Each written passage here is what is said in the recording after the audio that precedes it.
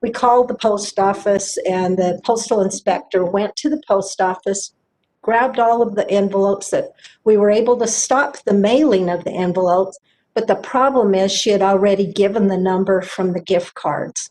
So the money was already gone.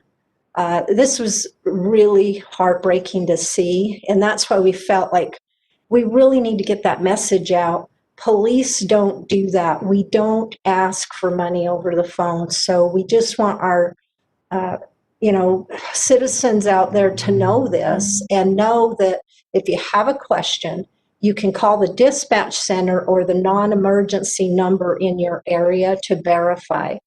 We also don't insist we stay on the line with you. You can hang up and you can call your local police department and ask for verification. And law enforcement will always give you the phone number.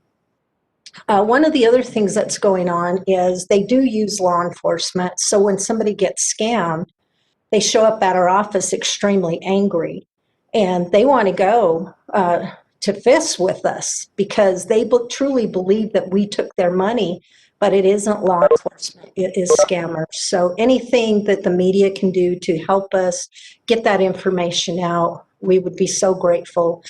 It's just heartbreaking to see the amount of people who are victimized at this time because of these scams. So thank you.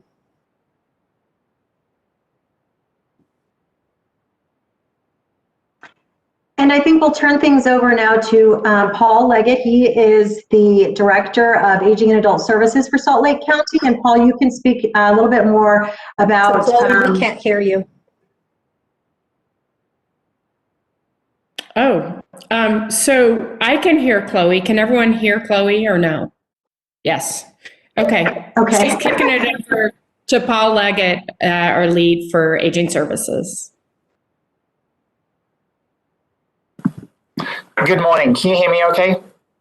Okay, wonderful. Thank you, Sheriff Rivera, and thank you, Mayor Wilson, for your comments this morning as well. And as was said, I'm the Division Director for Salt Lake County Aging and Adult Services, and these are issues that we hear about every day. And the heartbreaking story that Sheriff Rivera shared is unfortunately all too common.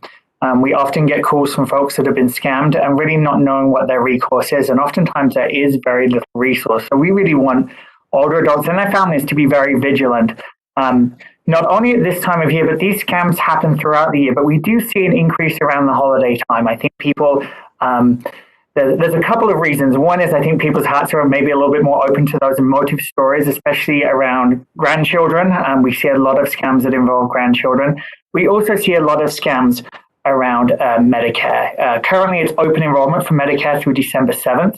I know myself, I probably receive 5 or 6 calls a day from people trying to sell me Medicare, and I'm not eligible for Medicare. So I can only imagine how many calls folks that are eligible are receiving. Oftentimes, they may be a legitimate business trying to gain your business, but oftentimes it is a scam.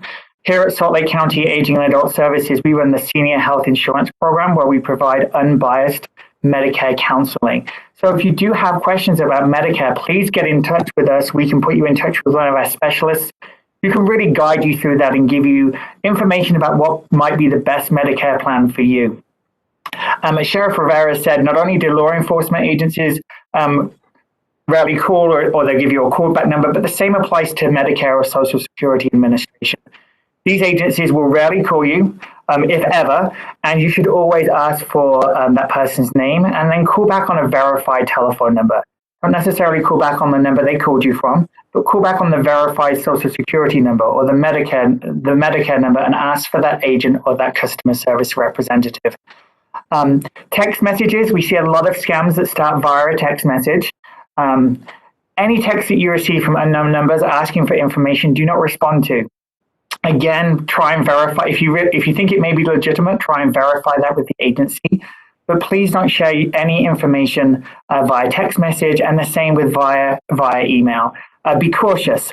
Don't give out your Social Security number. Don't give out your bank account information. And I think after putting up a slide there, 5 things to never share with a caller. As I said, Social Security number, credit card information, personal identifying information, date of birth, maiden name, and so on, banking information, and especially passwords. And many banks now will inform their customers that they will never ask for a customer's password to access their account. It is oftentimes an independent input of that telephone number. So be aware of what your financial institution's protocols are, and make sure that any caller or any request for information follows those. One of the things that we do hear as well about these scams is that people are often very embarrassed. They're very embarrassed to have fallen victim to one of these scams. So I think these conversations are really important, so people know that this is happening. This is happening to other people, and we need to talk about these things so other people can be educated and informed. And I think we all need to be helping those older adults in our own lives to help them identify any scams, help them if they feel unsure with technology, be there to assist them in responding to emails or text messages. I would also encourage folks that are working in places that sell gift cards. The scam that we heard about with the purchase of large amounts of gift cards happens all the time. If you're working in a store and somebody comes in to buy $5,000-$10,000 of gift cards, have a conversation. That shouldn't be happening. If you feel that you've been victim to a scam, you can call, as Sheriff Rivera said, your local law enforcement's non-emergency line. You can always also report abuse, including financial abuse and scams, to Adult Protective Services. I think these conversations are ones that we should have year-round, but I'm especially grateful to have this conversation today as we approach the holiday seasons. And I'm now delighted to turn some time over to Alan Ormsby, who is the State Director of AARP Utah and a great partner in this work. Great, thank you so much. We really care deeply about fraud. It's a great opportunity for us to partner with our good friends at Salt Lake County Aging. One of the things I wanted to highlight is just how I think there's a big myth around older adults being targeted because maybe they have slipped a little in their ability to identify fraud, and that really isn't the case. There's a lot of fraud that goes on. 1 in 4 people that AARP surveyed said that they had been victims of identity fraud, and nationally about $17 billion in losses. What a fraudster is trying to do is get you under the ether. They're trying to either say, you've won this great thing and so something great has happened, or they're trying to get you afraid because they know that when you are afraid or overly excited, your decision making is bad. And scammers are far more sophisticated than ever. They go online, they do research about you, they go to your Facebook pages, they will know who your family members are, they will know where you've vacationed. It's a big issue, and it's not something that we can just kind of look past. In Utah, the FTC reports that we've had 22,000 scam reports so far this year. But the good news is there are resources available. So AARP has what they call the Fraud Watch Network. We've done that since 2013. About 6,000 people call our fraud line per month. And you can go online and see what the latest scams are. There's a scam map that will show you where scams are happening. You can report scams. So just wanted to share that information. The Fraud Watch Network is online at aarp.fraudwatchnetwork.org. And then the 800 number is 877-908-3360. Another great resource in the state of Utah is the Division of Consumer Protection. A lot of people don't think to call the Division of Consumer Protection in advance, but that's really what we're trying to do, is get people to stop the scam in advance. And so the Division of Consumer Protection's number is 801-530-6601, or toll free in Utah, 800-721-7233. And as has been mentioned, there's a whole lot of scams that are going on right now that are related to the holidays: online shopping, gift card scams, delivery scams, COVID scams that are asking for medical information or banking information. people promoting fake cures for COVID, people going online and claiming fake emergencies and asking people to send them money by Venmo or PayPal. So Utah is a very charitable state. We know that, but we want to be sure that all of those charitable requests are legitimate. So that's everything that I wanted to share. Thanks.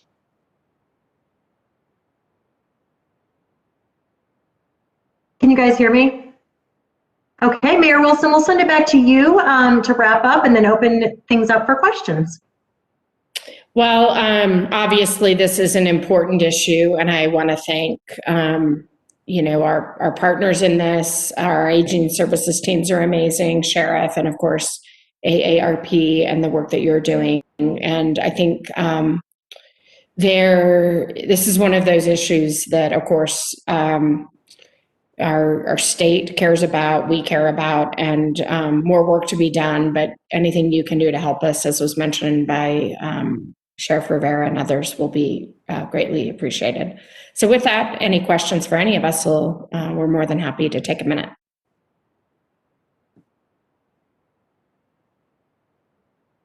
Okay, let's see. Where did the question go? Sorry about that. Alex is asking Sheriff Rivera how difficult it is to find and prosecute scammers, and have any ever been caught? Yes, several have been caught on a national level and local level. However, it is extremely difficult because local law enforcement, we don't have the resources to go outside of our jurisdiction. And many times it's outside of our jurisdiction or outside of our state or country. So those are a big challenge. We have to rely on the federal government to help us, such as the FBI. But the FBI will only take cases that are very large cases or large dollar amounts. So these smaller cases, we do work them, but trying to get prosecution on somebody that's out of the country is extremely difficult. So that's why we are trying to go the prevention side versus trying to prosecute. But any opportunity we do have to prosecute someone, we do go after that. And we have made some arrests in that area. So.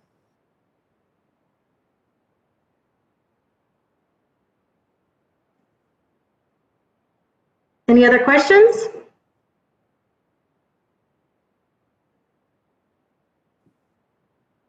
Okay, well, oh, wait a minute. Alex wants to know, anyone want to buy a gift card from him?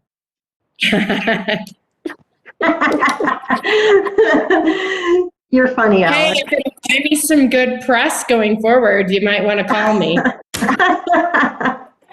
Anyway, again, everyone have a great holiday, and we appreciate you. Take care.